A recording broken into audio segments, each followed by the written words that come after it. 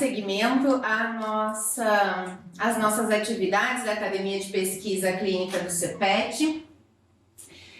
Continuaremos falando sobre pesquisa de dados existentes, mas hoje falaremos sobre revisões sistemáticas e meta-análise.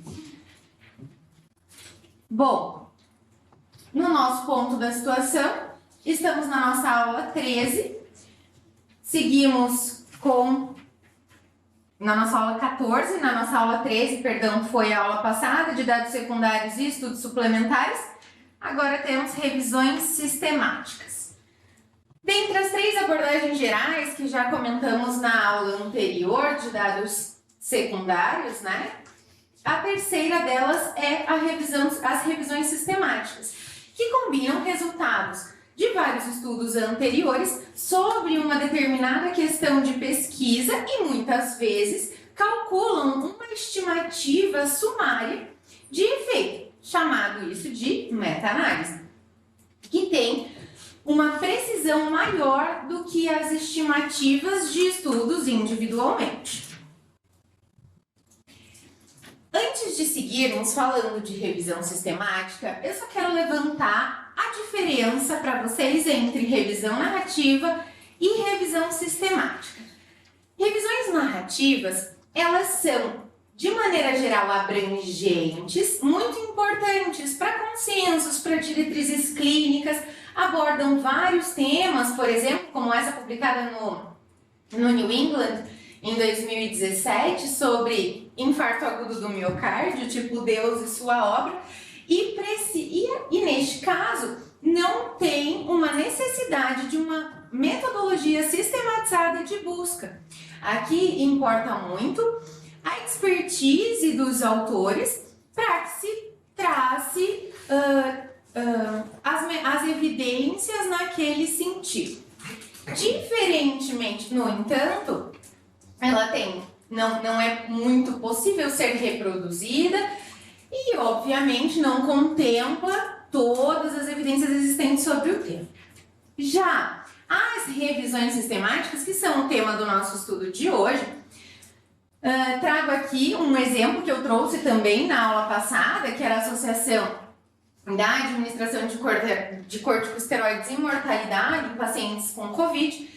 Este tipo de revisão tem uma metodologia sistematizada de busca de todas as evidências naquela pergunta específica. Aqui sumarizamos isso. Então, na revisão narrativa temos uma questão de escopo amplo e na sistemática uma pergunta exata, fechada, específica. A fonte de pesquisa na narrativa é inespecífica e na sistemática as fontes são abrangentes e uma estratégia específica. A seleção tem potencialmente tendenciosas no caso das narrativas e nas sistemáticas a seleção dos estudos é baseada em critérios aplicados uniformemente. A avaliação na narrativa é variável e na sistemática é crítica e rigorosa. Sobre a síntese, muitas vezes é um resumo qualitativo no caso da narrativa, no caso da sistemática é um resumo quantitativo ou qualitativo, mas seguindo regras de qualidade. E a inferência, às vezes com base em evidência, e na revisão sistemática, sempre baseada nas evidências. Dito isso, aqui eu trago uma fala do Dr. Ian Chalmers, que é um dos fundadores da Cochrane, que os resultados de um estudo em particular não podem ser interpretados com total confiança, a menos que tenham sido resumidos sistematicamente aos resultados de todos os outros estudos. A ciência deve ser cumulativa, mas os pesquisadores normalmente não acumulam cientificamente. E assim, falamos sobre as revisões sistemáticas, que é a introdução do método científico no processo de revisão de literatura. É fundamental para o processo de decisão clínica, já que ela reúne, resume e integra o melhor conhecimento existente, publicado e não publicado. Vamos falar sobre isso mais para frente. além disso, ela vai determinar e generalizar as intervenções e quais as suas consequências, contribuir para uma base explicativa de potenciais diferenças existentes entre tratamentos, por exemplo. E, além disso, ela vai destacar em áreas específicas trabalhos que ainda necessitam de mais evidências, inclusive de ensaios clínicos. Elas são também geradoras de hipótese, nesse sentido de levantar a ausência de evidências, e fornecem um agrupamento objetivo dos resultados e recomendações confiáveis para embasar diretrizes. Já as meta-análises são uma parte que, na verdade, podemos traduzir como a análise estatística da revisão sistemática, por que não? A meta-análise, ela trabalha com os resultados quantitativos das revisões sistemáticas e a aplicação do método estatístico para resumir resultados de 2 ou mais artigos quanto ao seu quantitativo de efeito. Mas ela só pode ser realizada quando os estudos são comparáveis ou suficientemente semelhantes para tal. Elas fornecem uma estimativa muito mais precisa da magnitude do efeito do que o disponível em qualquer estudo isoladamente, quando bem feito, e aumentam o poder de previsão da estimativa do efeito de uma determinada intervenção, além de elucidar padrões de associação entre variáveis. Aqui nós temos um modelo conceitual das revisões. Então, as revisões narrativas são um escopo amplo, em sua maioria, né? Até porque fazemos revisões narrativas a todo momento para embasar projetos, entre outros. A revisão sistemática e a meta-análise como uma pequena parte da revisão sistemática. Aqui elas se intersectam, por quê? Porque, por vezes, uma revisão narrativa, entre seus tantos temas abrangidos, pode, em um dos temas, trabalhar com base numa metodologia sistematizada de recolha e apresentação de dados, por isso ter uma pequena parte sistematizada na sua revisão como um todo. No entanto, de maneira geral, elas são distintas. E aqui eu trago também uma publicação do BMJ Evidence Based Medicine, de 2016, com uma mudança do paradigma da pirâmide de evidências, né? De estudos, em que, ao invés de uma forma assim tão retilínea, traz uma forma mais curva, em que a qualidade da evidência pode variar de acordo com a situação. E as revisões sistemáticas e as meta-análises, aqui elas aparecem separadas, consideradas como uma lupa para ampliar a visibilidade dos estudos clínicos, né, epidemiológicos.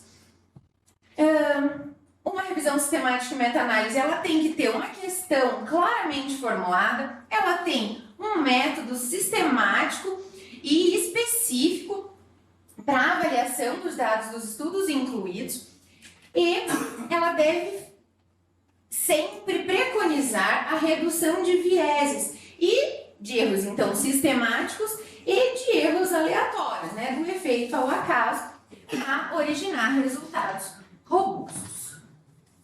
Bom, num processo, vamos passar aqui um passo a passo da revisão sistemática e meta-análise, isso baseado tanto no nosso livro base, quanto no handbook da Cochrane, que é uma das principais, né, a principal instituição relacionada à revisão sistemática e meta-análise, que eu tive o prazer de ter aula com o coordenador da Cochrane em Portugal, além de fazer o curso deles, que é muito interessante. Bom, os passos para a revisão sistemática e para a meta-análise. Primeiro, sempre, como em qualquer estudo, o protocolo de pesquisa deve ser estabelecido.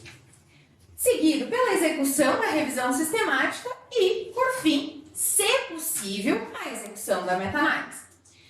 Primeiro passo, formular uma boa pergunta de pesquisa, com base especialmente na estratégia PICOS, em que P significa a população em estudo e a intervenção no caso de ensaios clínicos randomizados, ou melhor, de revisões sistemáticas de ensaios clínicos randomizados, ou fator em estudo, no caso de coortes e casos controles. C de controle, O de outcomes, então os resultados dos estudos a serem incluídos, e o S de study design, que é importante que a gente estabeleça quais estudos entrarão nessa nossa revisão. E a questão de pesquisa, assim como de qualquer outro estudo, mas especialmente revisões sistemáticas, ela precisa ser clara, sistemática, exata, transparente e reprodutível. A sua busca deve ser reprodutível, além de, como qualquer outra pergunta de pesquisa, ela deve ter FINER, né? Então, ela deve ser factível, interessante, nova, ética e relevante. As perguntas de pesquisa de revisões sistemáticas, elas devem ser específicas, focadas. No entanto, algumas questões um pouco mais abrangentes também são muito válidas e importantes. Aqui eu trago 2 exemplos de artigos um pouco diferentes, só para elucidar isso. Uma questão focada, por exemplo, em que se vê a educação na redução, um sistema, né, de educação, um estabelecimento de educação para redução de fósforo sérico em hiperfosfatemia de pacientes com doença renal crônica, bem específico. Agora, uma questão mais abrangente, eu quero saber o efeito, né, o increase do intrutinib e ibrutinib, desculpa, no risco de hipertensão e fibrilação atrial. Então, uma estratégia muito mais ampla. No entanto, se as questões tiverem FINER, ambas são interessantes. Bom, um segundo passo é definir critérios de elegibilidade, de qualidade dos estudos a serem incluídos, uma estratégia e o local de cada busca e onde e como os dados serão extraídos. Este protocolo é o que embasará todo o processo de execução, tanto da revisão sistemática quanto da meta-análise. Vamos falar dele na sequência em cada um dos tópicos. Bom, primeiro precisamos localizar esses estudos, depois que a gente já tem uma estratégia de busca estabelecida, a priori. Então, buscamos as referências com esse método estabelecido, sempre lembrando de anotar e documentar a forma de busca em cada uma das bases de dados, usando termos de busca adequados, especialmente com palavras referentes aos termos MESH, ao DEX, no caso brasileiro, mas especialmente os MESH terms. E as buscas, nas revisões sistemáticas, elas normalmente devem ser mais sensíveis do que específicas. E vem muita coisa a mais, vem muita coisa repetida. Mas a ideia é essa, a ideia é não perder nada neste primeiro momento. As buscas são feitas normalmente nas grandes bases de dados internacionais, como Medline, Base, Web of Science, a própria library da Cochrane, mas elas podem ser em diferentes questões de pesquisas, caso mais focadas a um contexto, em bases de dados regionais, como LILAC, Cielo, a depender da questão de pesquisa também, plataformas de registros de ensaios clínicos podem ser consultados, além de referências de outros estudos incluídos ou até a busca manual em alguns journals. Sobre a estratégia de busca, especialmente, aqui eu trago um exemplo de uma revisão sistemática que nós desenvolvemos também dentro do tema do meu doutorado, que foi utilizado bases de dados regionais, dado que a ideia do artigo era realmente identificar instrumentos na versão, questionários que fossem ligados à CIF e que fossem traduzidos para o português. Então, bases que tinham artigos publicados em português, especialmente autores brasileiros, eram importantes. O que eu trago aqui para elucidar é o building block de busca, essa estratégia de busca que deve ser feita em todas as bases de dados e que vai sempre publicada junto no estudo, a fim de que, a qualquer momento, outra pessoa que estabeleça as mesmas regras de busca identifique os mesmos estudos. Agora, depois que identificamos os estudos, precisamos selecioná-los. E para isso é sempre necessário mais de um pesquisador. Ninguém consegue fazer uma revisão sistemática sozinho. Embora ela seja barata, ela é trabalhosa e precisa de uma equipe consolidada. E este estabelecimento de critérios, então cada pesquisador, de forma independente, lê inicialmente os títulos e os resumos dos artigos para, com base nos critérios estabelecidos a priori, que normalmente relacionam-se ao período de publicação, ao delineamento do estudo, à população, à intervenção ou fator de risco, grupo controle, além de outras estratégias como cegamento, randomização, os desfechos e, se necessário, perdas máximas aceitáveis na amostra e duração do estudo. Com base em critérios pré-estabelecidos, os pesquisadores vão selecionar, inicialmente por título e resumo, e, subsequentemente, vão consensuar isso e, por vezes, rodar uma estatística para saber qual foi o nível de concordância destes pesquisadores. É muito importante sempre registrar todas as etapas do processo, porque isso precisa ser representado em um fluxo de exclusões dos estudos. Neste momento, fica a dica de que gerenciadores de referência, software gerenciadores de referência para revisões sistemáticas são extremamente importantes para organizar dados, especialmente de pesquisas manuais. E assim nós temos o processo de seleção dos estudos. A partir dos critérios estabelecidos do protocolo, então, temos a parte de identificação dos estudos, tanto das grandes bases de dados quanto de outras que podem ser consultadas. São removidas inicialmente as duplicações, depois é feito o processo de screening, essa triagem, excluídos por resumos, depois é lido o texto na íntegra pelos 2 ou mais pesquisadores, são feitas as exclusões anotadas, aí sim os motivos de cada exclusão, para que seja feita então uma síntese qualitativa destes estudos incluídos aí numa tabela, nesta revisão sistemática. E destes incluídos, se necessário, se possível, é realizado a análise quantitativa, no caso, a meta-análise. Os estudos incluídos, eles têm que passar por um crivo de qualidade, a avaliação da qualidade dos estudos.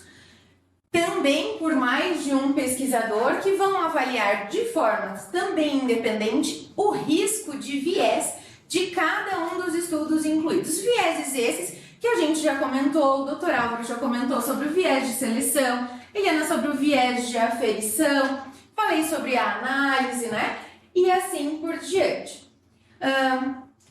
Essas análises de riscos de vieses são pontuadas e vistas padronizadamente por ambos os pesquisadores por meio de checklists de qualidade que já são estabelecidos na literatura, que eu trago alguns deles, Alguns específicos no caso de estudos, de meta-análises de estudos observacionais, como o MUS, o PRISM, o checklist de qualidade, o AMSTAR, o Pedro, o critério GRADE para formulação de diretrizes, também muito utilizado, e os da Cochrane, de riscos de vieses de estudos. Aqui, mais especialmente, trouxe um geral da Cochrane para ensaios clínicos, randomizados, apenas como forma de ilustrar uma forma dessa seleção de estudos por qualidade.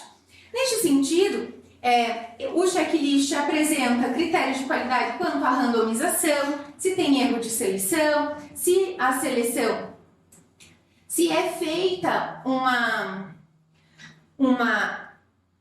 ocultação da randomização, por isso a gente já comentou aqui sobre listas, como que é feito, blocos permutáveis, tudo isso porque aumenta a qualidade do estudo, dado que o pesquisador não consegue saber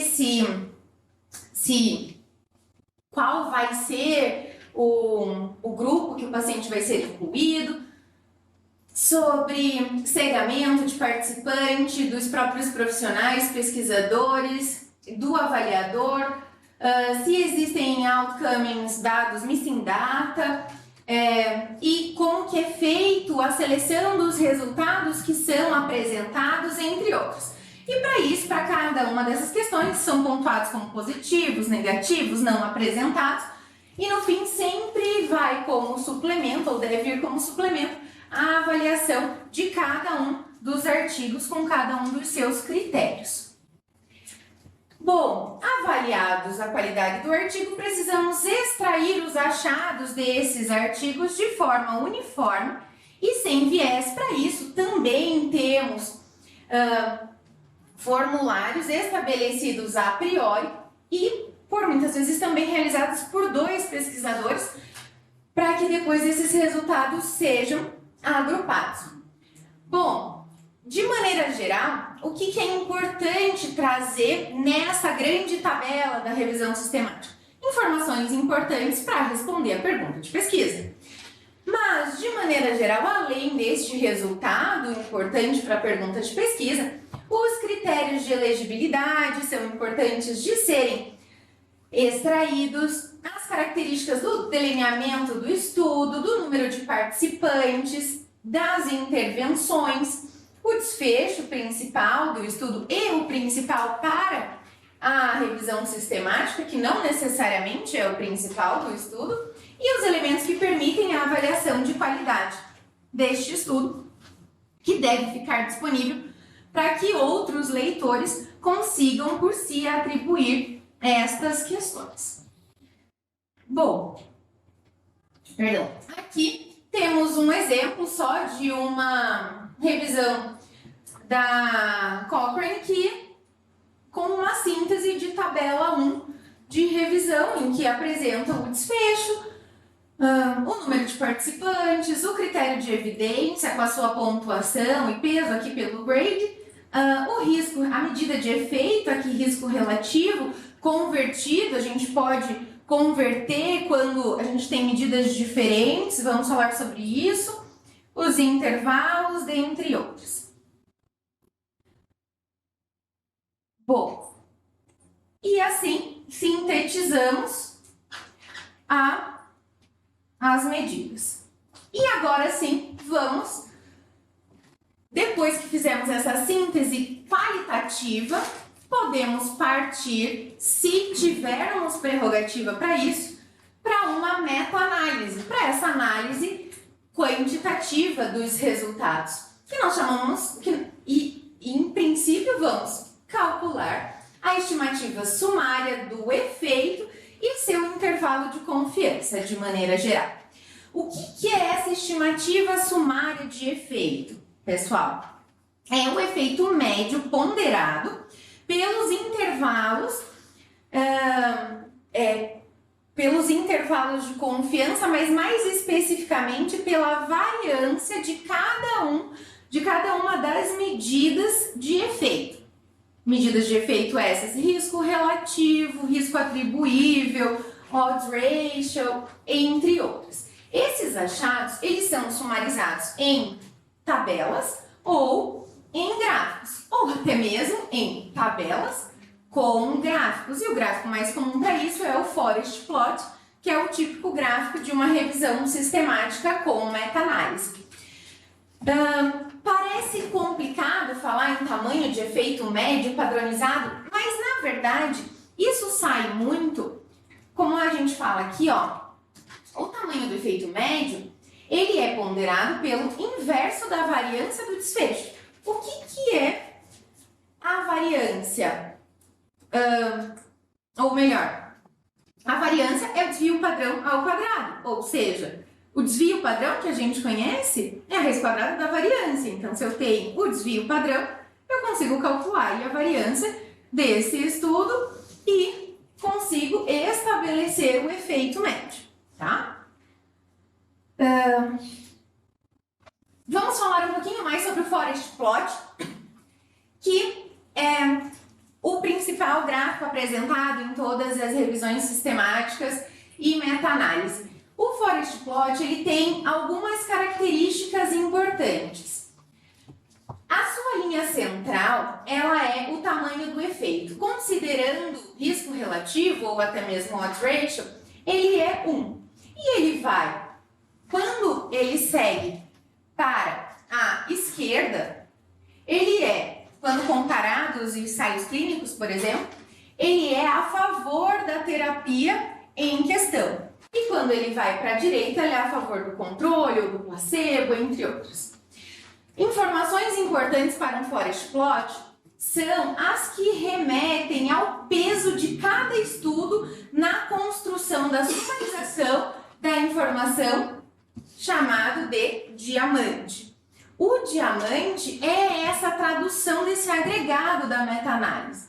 O centro do diamante, ele representa a média da estimativa do efeito que nós falamos no slide anterior. E os lados aqui do diamante, aqui e aqui, representam o intervalo de confiança destas medidas de todos os estudos.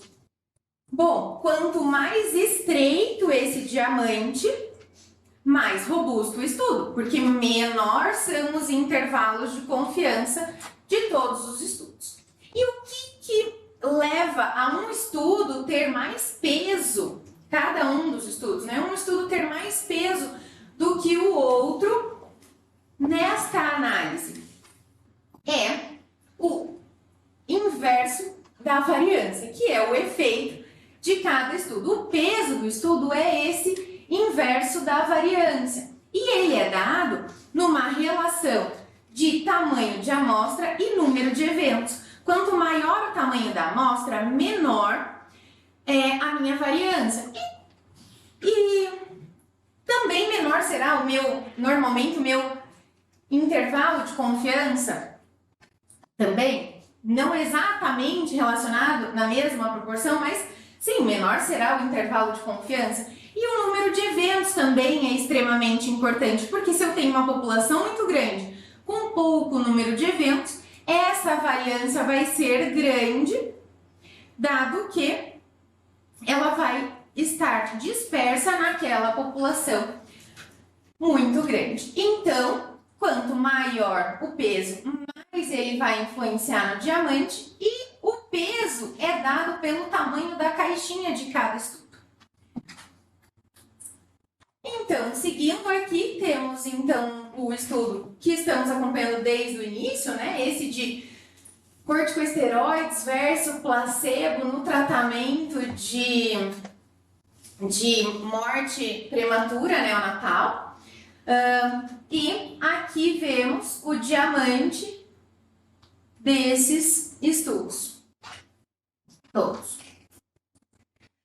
Já que estamos falando de diamante, tamanho de diamante, trago para vocês uma informação que vocês já devem ter ouvido, que é o efeito fixo e o efeito randômico desta análise. O que é isso? É bem simples. Quando nós temos um modelo de efeito fixo, quer dizer que a sumarização deste modelo é representada apenas pelo efeito. O efeito odds ratio, risco relativo, hazard, entre outros.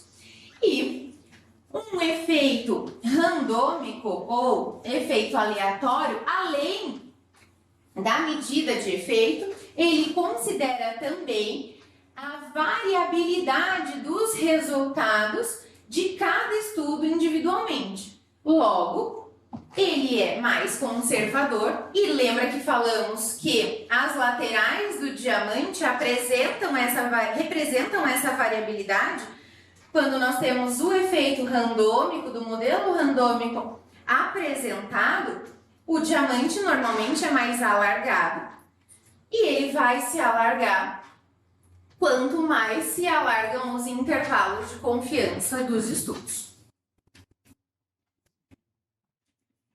Uma questão extremamente importante para ser avaliada neste sentido é a avaliação da heterogeneidade dos achados de cada estudo.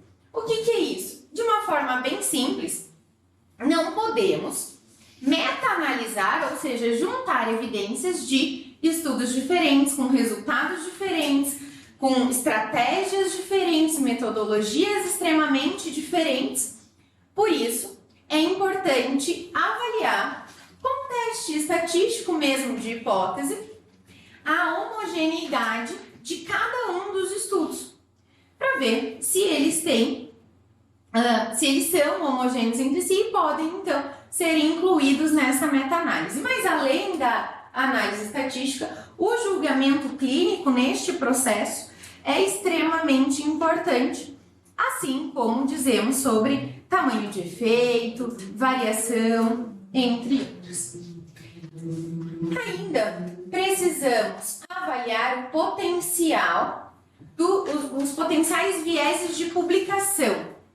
O que é isso, pessoal? Diferente de quando a gente fala de publicação, quando falamos de revisões de estudos, né, ser revisor, enfim, viés de publicação, aqui viés de publicação vai significar, será que o que eu tenho publicado realmente representa tudo que foi pesquisado sobre aquilo? Então, nós temos que estimar ou estabelecer vieses de publicação. E por isso vamos tentar identificar estudos também não publicados. E para saber se a nossa amostra, uma forma estatística de identificar se a nossa amostra de estudos tem algum tipo de viés de publicação, ou seja, será que nós só estão publicados ou só pegamos estudos muito grandes, só de um lado, perdemos evidência para o outro lado, né? O funil plot, o gráfico de funil, é muito importante nas publicações das revisões sistemáticas, e quando eu tenho um funil não enviesado, veja que eu tenho o gráfico do tamanho da amostra ou do peso e o log do risco relativo. E eu percebo que eu tenho um desenho de um funil, ou seja, eu tenho evidências para os dois lados de forma homogênea. Já num funil enviesado, veja, aqui eu identifiquei publicações, eu tenho só amostras de tamanho pequeno, levando a um alto risco relativo, e amostras de tamanho grande, levando a riscos relativos mais altos. Opa, eu tenho alguma coisa aí que me mostra que eu posso ter vieses de publicações. Por quê, pessoal? E normalmente ele desvia para a direita. Porque estudos negativos são menos publicados, porque amostras pequenas são menos publicadas e assim por diante. Quando calculamos o tal, podemos verificar numericamente o que é evidenciado no funil plot. E no caso disso, podemos então estimar a magnitude desse potencial viés de publicação e discutir sobre isso, já que reviramos a literatura e realmente não encontramos. Seguindo para o final, são também orientadas a serem realizadas análises de subgrupo e análises de sensibilidade desses estudos, sendo as análises de sensibilidade mostram o quanto um estudo, especialmente aquele que você sabe que vai causar algum ruído, que vai causar algum questionamento, o que você faz na análise de sensibilidade? Assim como em ensaios em estudos clínicos. Você tira aquele estudo, faz o funil, faz o forest plot novamente e vê se mudou o local ali do diamante. Se não mudou, então nós temos ele como não grande alterador do efeito, né? E aí conseguimos garantir que não está mudando demasiadamente o efeito. E análise de subgrupo é quando nós pegamos, por exemplo, neste caso da associação do IMC com câncer de endométrio, neste estudo, foi feita a análise por subgrupo de regiões. Os estudos por cada região do mundo, né? Norte-americana, população europeia ou australiana, asiática, e depois o geral, para estabelecer padrões regionais, por exemplo, uma clássica análise aqui de subgrupo. Apresentação de dados quantitativos, como eu disse, o Forest Plot é o recomendado. Além disso, trago para vocês, só como curiosidade mesmo, outros tipos de meta-análise em que não apresentamos os estudos, mas meta-análises de terapias que já estão implementadas há muito tempo, que já têm grande utilização, por exemplo, ou que já tem algum padrão estabelecido. São importantes estudos de meta-análises históricas, em que não apresentam resultados de artigo a artigo, mas sim compilam em cada um destes efeitos todos os estudos daquele ano e fazem, então, meta-análises históricas. Como é o caso dessa meta-análise de beta-bloqueador em infarto agudo do miocárdio, né? Algo conhecido, mas que foi sendo estudado ano a ano, que começou em foi publicado aqui em 1981 pela primeira vez, com os resultados só até aqui, e depois foi sendo seguida e sendo complementada para verificar a manutenção do efeito, mudança de efeito, porque outras características, mudanças de hábito, podem modificar estas questões. E aqui, meta-análises de participantes, ou chamada também de meta-análise de dados, quando nós usamos os dados brutos, solicitamos os dados brutos e juntamos dados brutos de estudos, ao invés de avaliar apenas os seus resultados publicados. Mas tudo começa sempre numa revisão sistemática. Ao final disso, interpretar os resultados, apresentar as limitações e publicar. E vou falar aqui para vocês sobre registros de uma revisão sistemática.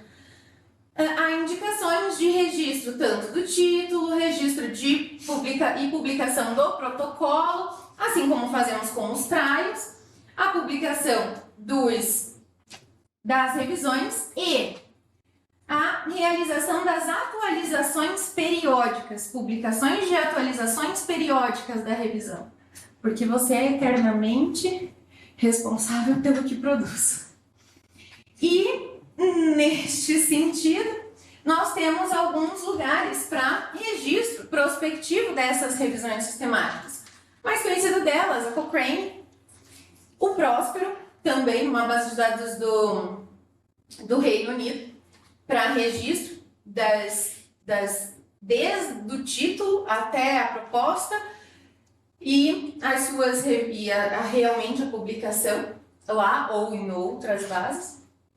Isso tem um benefício, obviamente, fornece o registro público, aumenta a conscientização sobre a revisão, faz um rastreio dos principais impactos dessa publicação, tem um registro, né, permanente daquela pergunta, mas eles não são obrigatórios. E aí, no caso da Cochrane, as registradas obrigatoriamente têm que ser atualizadas periodicamente quanto aos seus resultados, normalmente de 2 em 2 anos, e assim por diante. Aqui, só de curiosidade, é a curva de revisões sistemáticas e meta-análise desse artigo que eu citei algumas vezes aqui na apresentação, um artigo bem bom da Nature de 2018, ainda estávamos aqui nessa subida em 2018, imagino que já subimos mais com alguns marcos interessantes. E só por curiosidade, vocês identificam o que tem no centro desse símbolo da Cochrane? O centro do símbolo da Cochrane é um forest plot. Na verdade, é o forest plot inicial do artigo que eu mostrei para vocês durante toda a apresentação, que é o uso dos corticosteroides em pré-partos prematuros em mulheres, né, no pré-parto prematuro, para prevenção de risco de morte fetal. Na verdade, esse estudo foi um dos primeiros realizados pela Cochrane, e este daqui representa, agora não mais, porque eles têm sempre ajustes a cada inclusão de novos artigos, o Forest se ajusta um pouco, mas este Forest, na verdade, era o Forest de 92, desculpa, ele tá misturado? Não, tá aqui. Esse Forest de 92 com este último artigo aqui, de 77. E o diamante que pesava na época aqui, só como uma curiosidade. E lembrando que, assim como em tudo, revisão sistemática também, né? A importância da pergunta de pesquisa bem estabelecida, porque garbage in, garbage out, independente do método. Então, por isso, a importância de gastar um pouquinho de tempo nesse planejamento. Muito obrigada.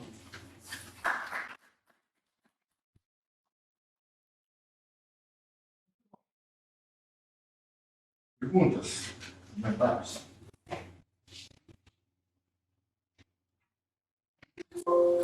Começar por você, Marcelo, hoje? Vamos lá, doutor. Eu já ouvi falar bastante do coeficiente de capa quando eu fiz a matéria de TI. Então, o coeficiente de capa ele é bem interessante, né, para escrever a concordância. Também tem algumas provas dele de calcular na mão, mas tudo bem, faz parte. Como é que faz esse coeficiente de capa?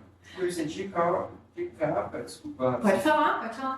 Na mão ele que vai saber fazer, doutora. Eu vou saber fazer, só por explicar a base. A capa é a proporção estimada, menos a proporção estimada da parte E, então a PO e PN, dividido por 1 menos a PE. A PE é o somatório de todos os N's da matriz I, vezes a matriz J, N ao quadrado. Então, Na verdade, o capa serve para, se eu tenho, para cada estudo, eu vou ter, os revisores vão dizer, inclui, não inclui, inclui, não inclui. É sempre de cotoco.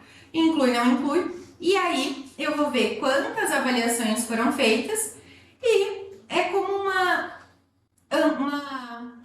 um teste 2x2, de tabela 2x2, que a gente vê a diferença. No capa a gente vê a concordância. O quanto em cada um dos estudos eles disseram que sim ou que não. Esse é o índice, assim, de maneira geral. Que pra gente dado em matriz, né? Daí a gente tem a I, a J, então a gente divide elas em dois e calcula sobre um sobre o outro. Que é um pouco traumático, né? Porque na mão se falar já é complicado. Mas de toda a apresentação, eu acho que não tinha ninguém melhor para falar isso que a Rafa. Ela vivencia isso todo dia e é uma das melhores pessoas para falar sobre revisão sistemática. E é uma coisa que o livro traz, que eu adotei, eu acho que para mim, daqui para frente, que é a revisão sistemática, embora ela demande bastante tempo de ser para você já e tudo, mas você pode adquirir um conhecimento muito especial fazendo a revisão sistemática. E, dado as palavras do livro, você pode se tornar terrível com isso, né? Então, achei muito interessante e quero adotar isso também. Obrigado. É através, então, desse coeficiente aí que você calcula os estudos não publicados? Porque eu fiquei pensando, como é que você vai Não, os saber estudos não publicados, não. O capa é só para saber a concordância na hora da seleção dos estudos. O tal é um outro que é o tal coeficiente. Kendall? O tal Kendall, O tal Kendall é um outro coeficiente que nos ajuda a ter uma estimativa do número de estudos que possivelmente não foram publicados quando nós temos um funil plot daquela forma. Não que isso vá impedir a publicação ou que a gente vai conseguir achar esses artigos, porque eles não foram publicados, a ideia não é inseri-los. Mas, como limitação no estudo, a gente tem que apresentar o funil para identificar, ou neste caso, né, que, bom, pode ser que o meu efeito do diamante, porque aí o diamante vai cair para um efeito positivo, porque eu tenho mais gente com um risco relativo alto aqui, mas sempre com bases em estudos menores, entende? Então, eu calculo o tal para poder dizer, olha, embora eu tenha seguido todas as regras, todo o protocolo, pelo que tem na literatura, salienta-se que existe uma disparidade em relação a tamanho de amostra e tamanho de efeito. Isso pode ser, possivelmente pelo viés dessa publicação, mas é uma condição até de preciosismo necessário e solicitado pelos guidelines do Prisma, da Cochrane, enfim, essa apresentação, mas isso não é demérito, sabe? Para o estudo, ele só precisa ser apresentado. É uma perspectiva, não? Sim, é bem surreal, né, na verdade, porque você não tem, né? Mas o tal ele aparece assim, ó. Quer ver? Ó, o I aqui. Ele tem aqui 73,9% de chance de no total representar a realidade mesmo, sabe? Tá. Então é alto. Entende? Neste artigo, por exemplo. Sim. Cara. Exato, é essa estimativa do representar a realidade global com esses estudos. Óbvio, né? Quanto mais alto, melhor, mas não é impeditivo de publicação. Que mais? Então, Rafa, se eu fosse preparar essa aula, o que eu gostaria que as pessoas soubessem? O que é uma meta-análise, a diferença entre meta-análise e revisão sistemática e como eu faço cada uma, entende? Então, assim, essa seria a ideia que eu queria que todo mundo saísse daqui sabendo. Você consegue resumir isso em 5 minutos, assim, o que é a diferença e como que faz? Mas sem esses negócios de estatística, não sei o quê, porque isso aí a gente precisa de ter um conhecimento muito específico. Uhum. Bom, acho que a gente consegue resumir em menos disso, sabe? Então vamos lá. Bom, uma revisão sistemática é a síntese da melhor evidência existente na área com base numa pergunta de pesquisa, certo? É mais ou menos isso. Você joga todos os estudos no funil, filtra e separa o que é melhor e apresenta os resultados de uma forma sistematizada. E a meta-análise, e isso gera uma tabela de análise qualitativa, concorda? O método do estudo e tudo. Quando eu aplico um método estatístico numa parte disso, na parte que eu consigo, dada critério de qualidade e tudo, eu tenho uma análise de resultados quantitativos que sintetiza tudo isso. Eu pego o resultado de todos aqueles estudos e eu consigo gerar de todos aqueles riscos relativos, de todos aqueles odds ratio, ou seja, de todos do efeito de todos os estudos e junto num efeito só. E aí eu tenho um efeito global, né, que é o que a gente chama aqui de efeito sumário, efeito sumarizado, que é o quanto ele nos diz sobre isso.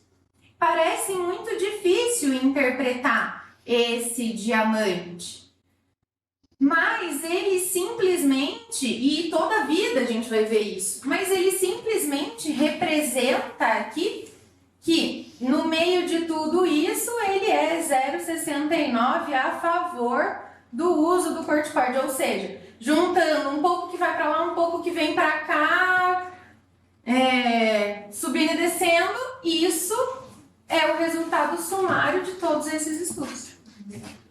Obrigada, Rafa.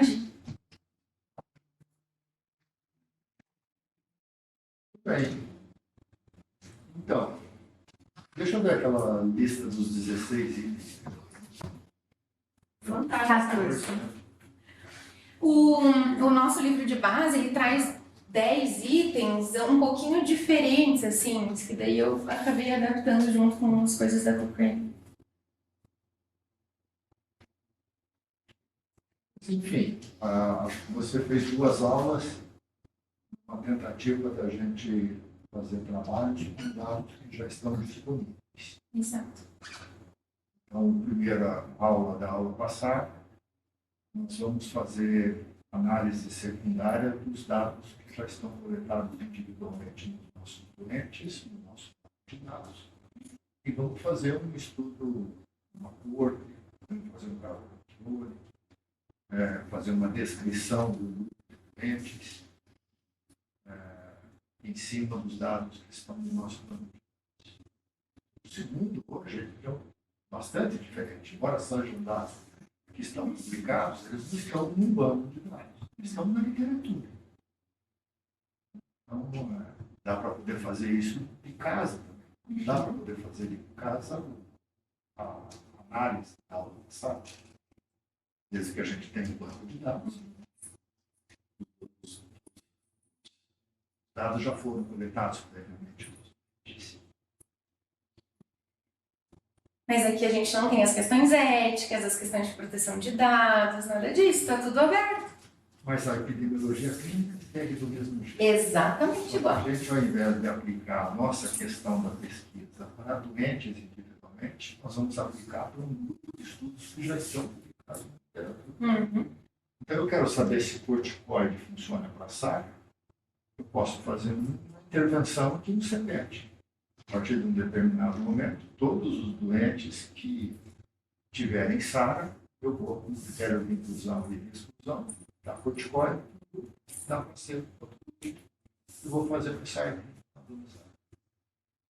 Isso é relativamente difícil de fazer, preciso de um grande número de doentes, mas é possível na nossa situação.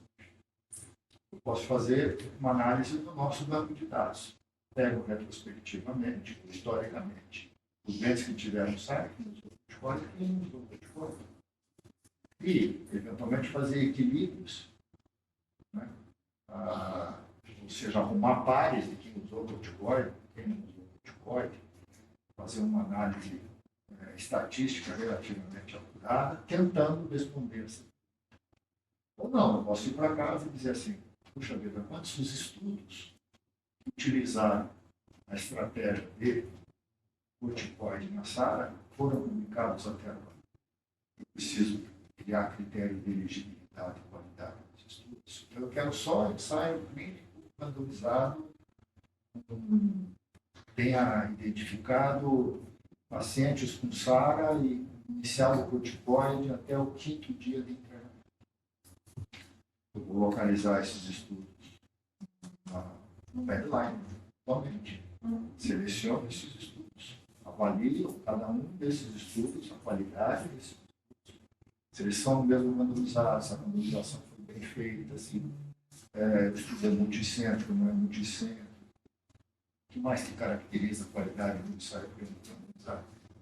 Se é cego, se não é cego, se o corticoide que foi utilizado foi numa dose que normalmente está indicada. E eu classifico esses estudos de melhor qualidade ou de não qualidade. Através dos meus critérios de elegibilidade, eu vou definir que os critérios de baixa qualidade, que usou uma dose ruim de corticóide, fora da janela, eu elimino. Extraio os dados dos estudos, se eles forem uniformes e sem viés, os dados dos estudos aos pacientes, as condições clínicas, o grupo de doente e o desfecho. Quantos doentes sobreviveram? Defino qual é o desfecho, é tempo de internamento, é tempo de ventilação mecânica ou é morte. Defino que vai ser morte. Vou nos estudos, vejo aqueles que pegaram morte. Apresento uma análise qualitativa dos dados dos estudos individuais. Que é a nossa tabela 1. Que é a nossa tabela 1, que essa é a síntese da revisão sistemática. Eu sistematicamente fiz uma revisão da minha literatura. Ou seja, eu não disse assim, olha, quando a gente fez aquela análise ontem ali, a gente colocou 6, 7 estudos de banco de dados de Covid, a gente disse assim, esse aqui é bom, esse aqui é ruim. A gente não tinha um critério para poder avaliar o que era bom, o que era ruim. Né? Foi uma análise baseada num julgamento de uma autoridade. O que tem é cheio de vícios. Né? Agora, se eu pré-defino o que é que eu quero encontrar nos estudos de banco de dados, aquilo que define um estudo bom, aquilo que define um estudo de baixa qualidade, pego os 5, 6 pontos e vou fazer análise desses 5 ou 6. Isso é uma revisão sistemática. Eu sistematizei a revisão a partir de critérios que eu puder definir. Parou aí. Revisão sistemática, eu posso publicar revisão sistemática sem fazer uma análise qualitativa. Já é melhor a análise sistemática, a revisão sistemática, do que a revisão narrativa. A revisão narrativa é muito boa para estudar. Você vai escrever um capítulo de livro? O capítulo de livro é uma revisão narrativa. Ele expressa o que o autor acha sobre aquele determinado assunto. Uma revisão sistemática ela é chata, árida, ruim de estudar. A revisão sistemática ela é cheia de critérios. Esse aqui pode, esse aqui não pode, esse aqui tem um monte de defeito. É um cara chato que fica. Mas a ciência tem que crescer desse jeito. É muito de melhor qualidade que a revisão narrativa, embora seja mais árida. Fez a revisão sistemática, eu posso transformar esses vários desfechos que eu descrevi numa tabela 1, eu posso descrever isso a partir de um gráfico, quantitativamente. E faço uma mostra aí. A diferença é isso aí. Isso aí é uma meta-análise. Não dá para fazer meta-análise se não fizer a revisão sistemática. Mas dá para fazer uma revisão sistemática sem a meta-análise. Até essa sequência, né?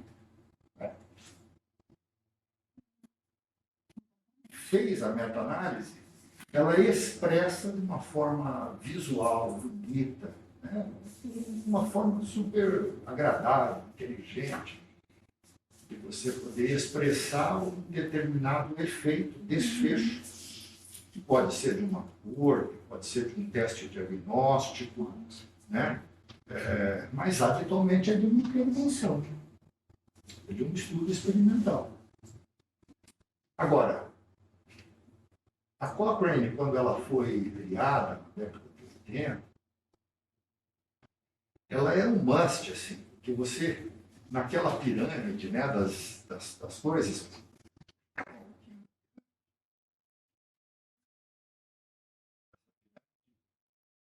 envolvida ainda na época do nascimento da epidemiologia clínica, ela mostra que a força das evidências, elas nascem de casos, uma série de casos, com algum controle, já é melhor.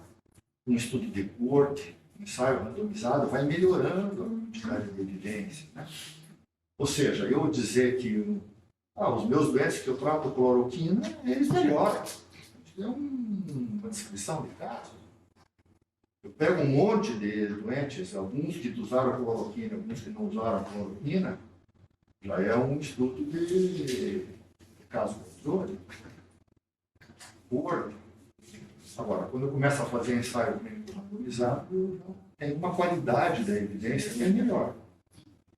Quando os estudos de ensaio clínico randomizado, eles são assim, 100 doentes aqui, 200 doentes ali, 300 doentes ali, 50 doentes aqui, e dá um resultado aqui, acolá, eu fico meio que perdido. Qual é o ensaio clínico randomizado que eu vou usar?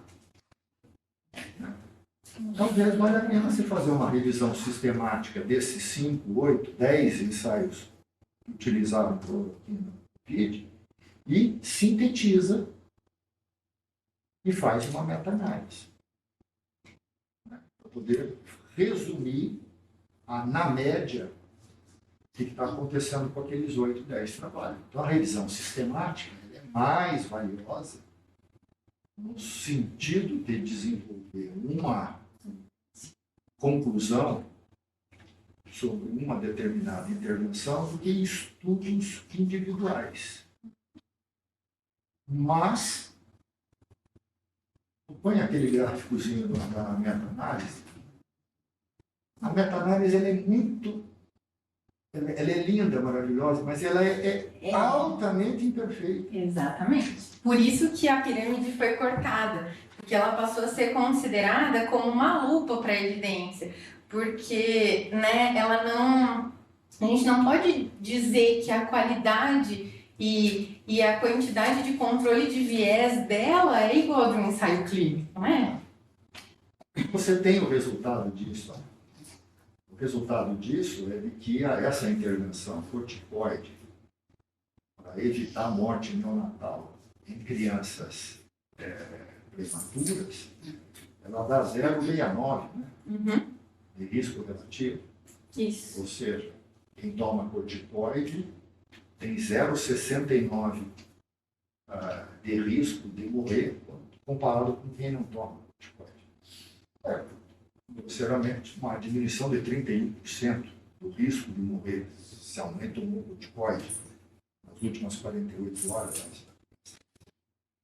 Então, ela é uma informação bastante útil. Uma informação bastante útil porque não tem nenhum estudo grande. Né? Porque na hora que surgiu da cloroquina um estudo com 1.000 doentes, o que você faz com um monte de estudo com 100 doentes? Nada. Porque se o estudo de 1.000 doentes ele é bem feito, ele joga fora a meta-análise. Então, aquela pirâmide, hoje ela é vista de uma forma um pouco diferente. Porque na década, quando a Cochrane foi definida, você tinha poucos ensaios clínicos com centenas, milhares de doentes. Hoje você tem grandes ensaios clínicos. E aí você querer colocar um ensaio clínico com 1.500 doentes e misturar com 5, 6 ensaios com 50, 100, 150 é ridículo. Você só piora o seu resultado. É preciso você entender, ver se a revisão sistemática realmente ela está em cima ou se o ensaio clínico randomizado está em cima. Quando você tem ensaios clínicos randomizados que não são muito robustos, que dão um intervalo de confiança largo, tem alguns defeitos, a meta-análise é melhor do que cada um individualmente. Quando você tem um grande, muito bem feito, ela sobrepuja e joga no lixo as meta-análises.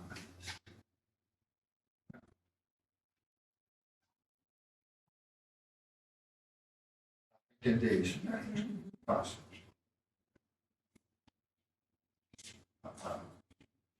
E o legal da meta-análise, uma outra coisa legal, né? Tem problema, não tem problema, mas o legal da meta-análise é que assim, para um centro que gosta de fazer pesquisa, gosta de epidemiologia, a hora que você põe aqueles 14 itens ali, ele é uma síntese de tudo que a gente faz. Né? Então, a gente fazer demais, naturalmente não, realmente, concretamente, começar a fazer revisões sistemáticas, uma por ano, duas por ano, vai ser uma coisa muito boa, que a gente vai aprender a lidar com um resumo, uma síntese do que é a epidemiologia clínica, avaliando outros estudos, tentando resumir isso através de uma revisão sistemática, fazendo uma análise qualitativa, quantitativa disso através de meta-análise, que nos ajuda, faz a gente melhorar. Como pesquisador mesmo. Como pesquisador. Alguns grupos que se fazem só meta-análise não devem fazer isso. Devem fazer nossos estudos, cada vez mais estudos prospectivos, fazer as nossas análises de dados secundários, como você mostrou na aula passada, começar a fazer mais revisão sistemática em meta-análise. Por coisas que a gente faz, mas que não são respostas que estão disponíveis, isso treina a análise crítica de artigos publicados. Faz a gente ter uma visão mais ampla também de defeitos que outros artigos tiveram, que a gente tem que evitar nos nossos, e assim por diante, ao longo de 5, 10 anos, isso se torna muito melhor a análise verificada. E ele ajuda a conhecer, ela, bem como o doutor falou, né? Ela ajuda a conhecer melhor o desenho dos outros estudos, porque querendo ou não, você tem que, para cada estudo, se você é um dos pesquisadores de seleção, você tem que fazer, se é um ensaio clínico, você tem que fazer um consorte de cada estudo. Ou se é observacional, um estrofe de cada estudo, e isso deixa a gente com uma visão crítica bem interessante, né? Conhecendo esses conceitos, que são basicamente de epidemiologia, quando a gente vê ali um forest plot, mostra. Qual é a dúvida de quem está vendo? A dúvida de quem está vendo é, primeiro, mostra aquele verdinho amarelinho. Esse daqui? Não. Não. Esse daqui? Em cima. Aquele dos pontinhos para poder avaliar a qualidade dos estudos. Esse? Não, vai De baixo. Esse. De cima? Não. 26, vai para cima, vai para cima. Esse aí. Então, esse aí é um gráfico super importante. Quer dizer, a hora que você vê uma meta-análise daquela, que você juntou um monte de estudos, você, em geral, está juntando alhos com bugalhos. A gente está misturando muitos estudos que têm qualidade muito diferente. E você, de alguma forma, tem que ter essa visualização.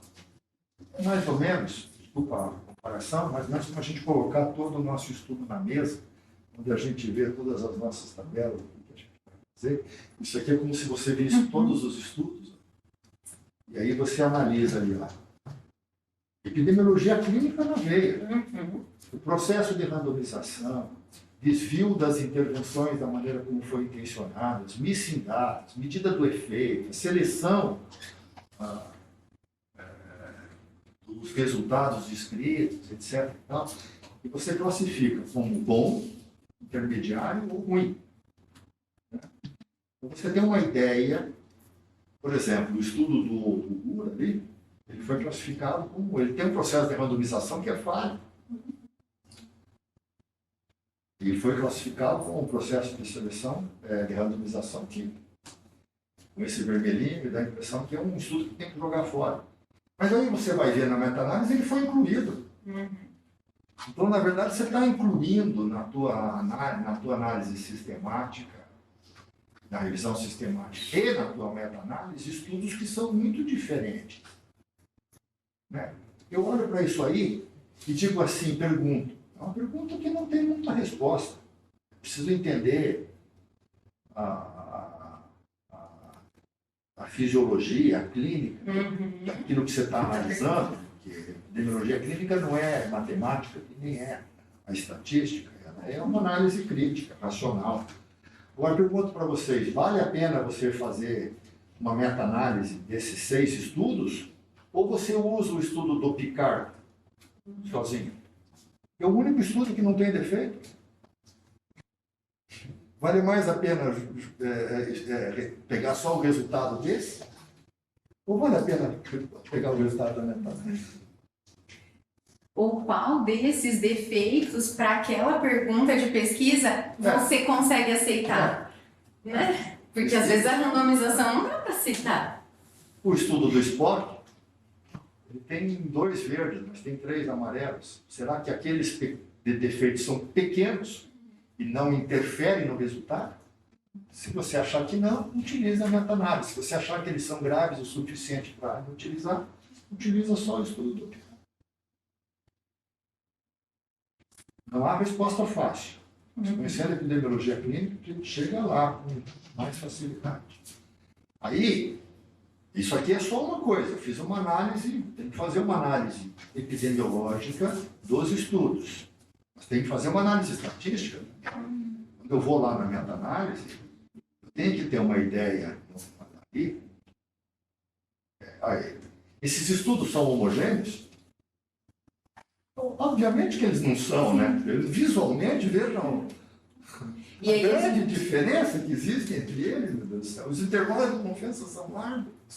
A amostra, aqui a gente tem 1.400 doentes em um grupo e no outro, Mas tem dois desfechos só. 50, exato. Você tem 1.400. Esse é o problema. Esse daqui, ele não... Aí todo mundo fala, por isso que esse estudo, ele é um clássico também para trazer a história do quanto o desfecho é importante. Não adianta ter uma amostra enorme com dois desfechos, eu não calculo nada, eu não consigo nem avaliar esse desfecho.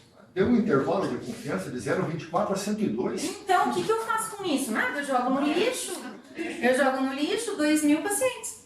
Agora, 1.400, ele é 40% do número total dos 3.600.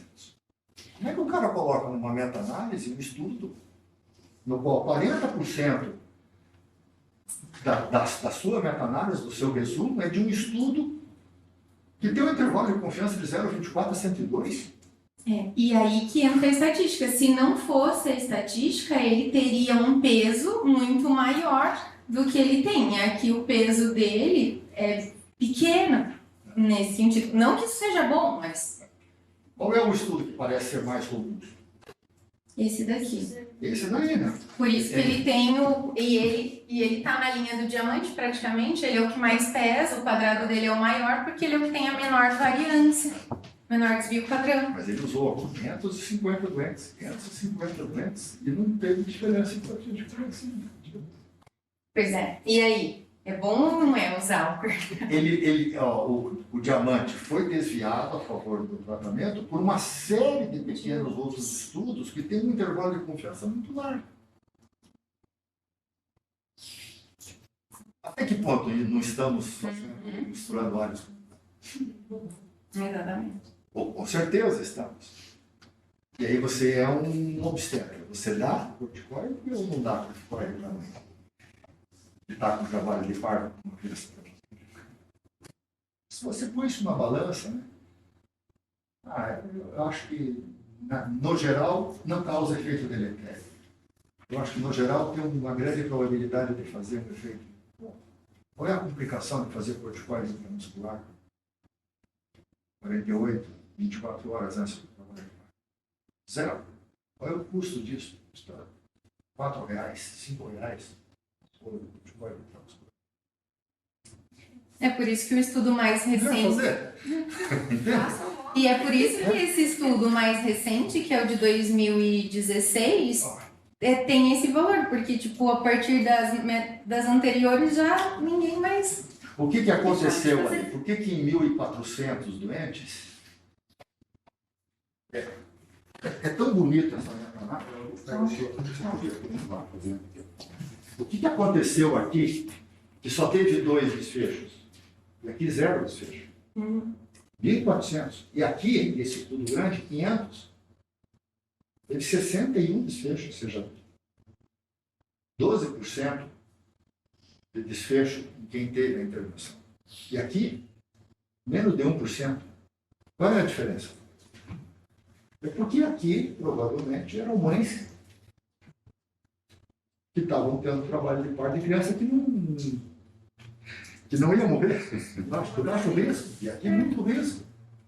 E até a própria época pode dizer, né? Todo o trabalho anterior, aquele já de 70, né? Então nós estamos misturando estudos que fizeram intervenção em uma população diferente.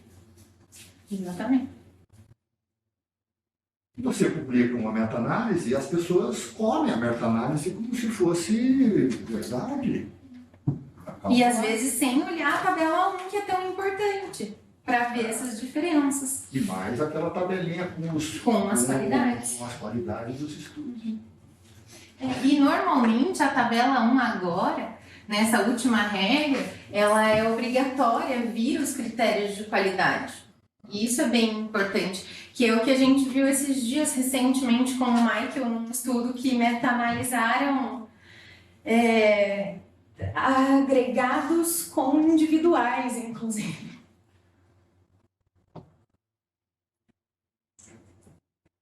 Volta lá para aqueles 14 pontos. Aquilo ali é mais ou menos uma sequência para poder fazer, né? Aí você faz a síntese qualitativa, faz uma tabela 1, faz uma análise da qualidade de cada um deles. Se você achar que dá para poder fazer hoje uma meta-análise em cima de dados, porque eles são relativamente utilizam os mesmos doentes, pode fazer uma meta-análise. A tendência hoje, parece assim, de que é fazer meta-análise de tudo. Isso é um problema. Né? E Esse aí é um você problema. mistura cada vez mais áreas. Aí você faz um resumo de aquela história, né?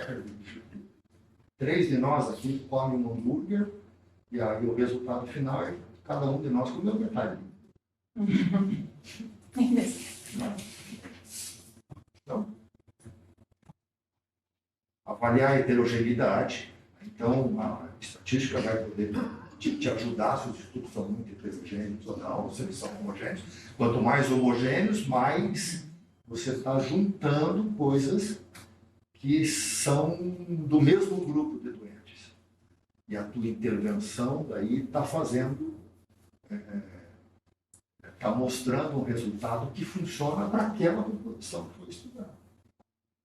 É importante avaliar o viés de publicação. Né?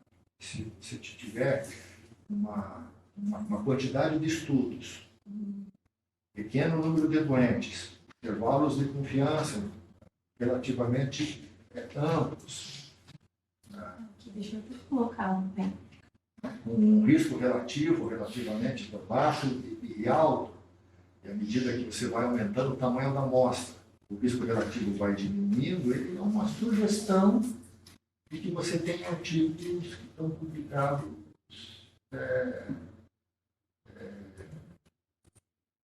mostrando resultados favoráveis e resultados não favoráveis, que na medida que você vai aumentando o tamanho da amostra, vai em uma direção que é a favor ou contra, mas com risco relativo relativamente baixo.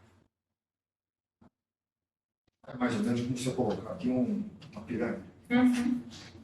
Isso aqui dá um gráfico, quanto mais homogêneo for, né, mais na direção de grande tamanho da amostra, risco relativo mais estreito, né, intermediário, mas possivelmente você está representando aquilo que está acontecendo na natureza. Senão aquilo que está acontecendo na natureza está mal representado nos teus estudos. E às vezes a evidência da meta-análise, da revisão sistemática, é de dizer que precisa de estudo maior. É isso, né?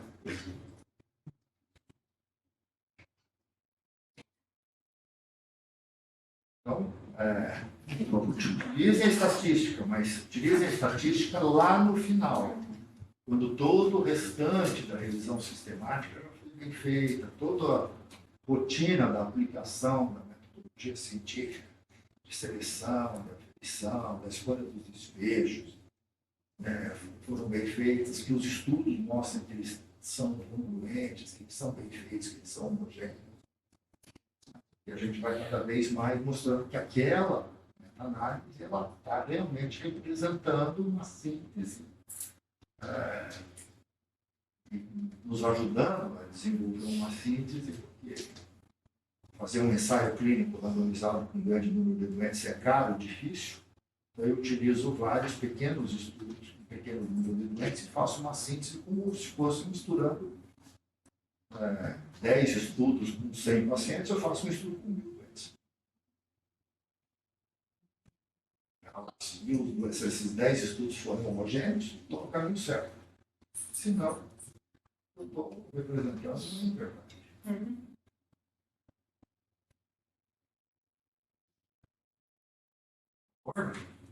Plenamente, doutor. E atualização periódica, porque a cada novo estudo que surge, ele altera a meta-análise. Né? Então, daí dá para poder fazer meta-análises periódicas a cada 5 anos, a cada 10 anos. Quando surge um estudo novo, você refaz a meta-análise do estudo. Isso é muito frequente. Lembrar que um grande estudo, ele é melhor para a meta-análise. Com certeza. Mais alguma coisa, Beto? Não tem perguntas. Alô? Achei muito importante a discussão que ela fez de analisar bem como eu vi antes, né? Tipo, a meta-análise era, né, padrão ouro, assim, mas você vê que realmente tem seus defeitos e grandes defeitos, né? Meta-análise. Esse é uma questão comum, sabe? E uma fala do professor Vaz Carneiro, que é o diretor da Cochrane em Portugal, que eu tive aula com ele de revisão sistemática e qualidade de ensaio clínico. E ele, né, comenta justamente isso, que e eles têm um jeito expressivo de dizer, mas olhar a meta-análise sem olhar o que está por trás dela, a história do trash in, trash out é isso, sabe? Ele que eu trouxe para ele também traz sempre faz sentido e me faz pensar nisso. Então, olhar só a meta-análise como a tal não faz sentido algum, nem pro diretor da Cochrane.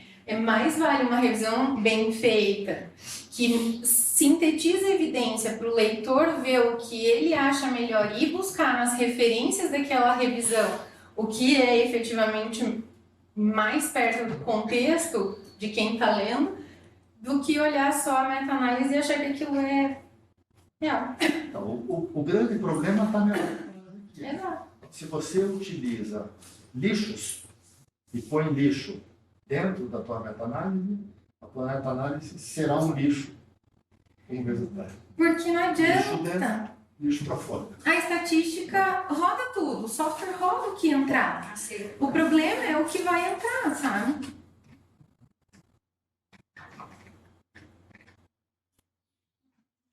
Você bem Mais alguma coisa? Michael, Wendel? Olha lá, um belo exercício. Obrigada. Um desafio para no futuro fazer. Sim. Legal. Obrigada.